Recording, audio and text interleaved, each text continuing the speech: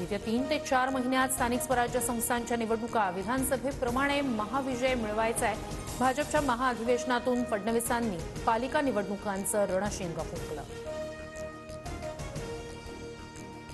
शरद पवारांनी सुरू केलेल्या दगाफटक्याच्या राजकारणाला जनतेनं 20 फूट खड्ड्यात गाडलं। निवडणुकीतील विजयानंतर भाजपच्या महाअधिवेशनातून अमित शहांचा हल्लाबोल।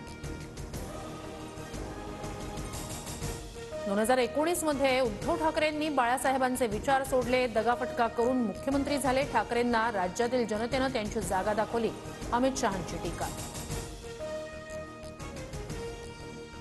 जखमेतून अमित शहांचे हे उद्गार। विधानसभेला त्यांना विजय मिळाला, पण आगामी काळात जनता त्यांना जागा दाखवणार, अरविंद सावंत यांचं शहांना प्रत्युत्तर।